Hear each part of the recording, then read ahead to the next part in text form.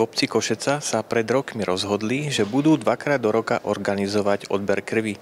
Táto tradícia pokračuje úspešne aj ďalej. Nápad vlastne skrsol v rámci sociálnej komisie a fungovania žien a členov komisie, kedy sme videli, že na okolí takéto možnosti existujú a Košeca sa pridala do mobilných odberov a fungujeme už takýmto spôsobom niekoľko rokov. Dvakrát za rok sa organizuje takýto mobilný odber krvi a my sme veľmi radi, že si našiel svojich priaznivcov a ľudia aj priamo z Košece, ale aj z okolitých obcí a miest sa sem dostavia darovať túto vzácnu tekutinu. Keďže ste tiež darcom, tak čo musíte vy všetko spraviť pred tým, ako pôjdete na odber? Aké sú podmienky?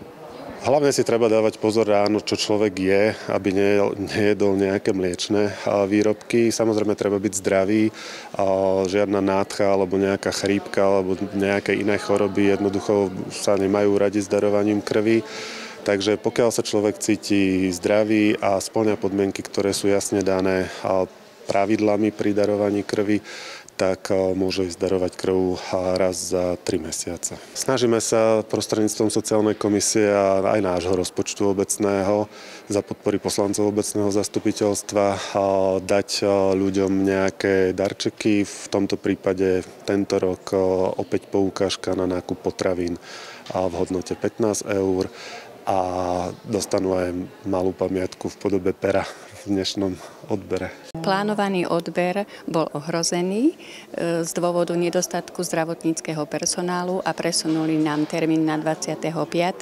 Som veľmi rada, že sa uskutočnil tento odber a sami vidíte, akú máme veľkú účasť. Zatiaľ nám prišlo 34 darcov. Dostali sme informáciu pár dní pred plánovaným odberom začiatkom novembra, že žiaľ nie je možné, aby zohnali lekára, ktorý je povinný tu byť pri kontrole darcov. Takže sme sa dohodli, že nájdeme alternatívu a najbližší vhodný termín aj pre nich, pre mobilnú odbernú jednotku, ale aj pre nás v rámci priestorov kultúrno-športového centra. A našli sme práve dnešný termín, takže som veľmi rád, že ľudia, ktorí možno plánovali začiatkom novembra, aj počkali tých pár dní, prišli dnes a o tom, že prišlo dosť ľudí a darcov, už svedčia informácie, že takmer po nejakej hodinke od rána od 8. už evidujeme cez 30 ľudí, ktorí prejavili záujem darovať krv v Košeci. Je to na vaše podmienky dosť alebo taký priemer? Je to dosť, keďže máme otvorené ešte nejakú dobu relatívne dlhú, tak tých 30 ľudí na prvú hodinu je naozaj dosť. Za sociálnu komisiu veľká spokojnosť. My sa snažíme vždy trošičku revanžovať a poďakovať darcom a sme veľmi vďační, že prišli a že to má takýto dobrý priebeh. Takže budete s tým pokračovať aj v ďalších rokoch? Budeme pokračovať v ďalších rokoch. Každý rok sa darovanie krvi robí dvakrát.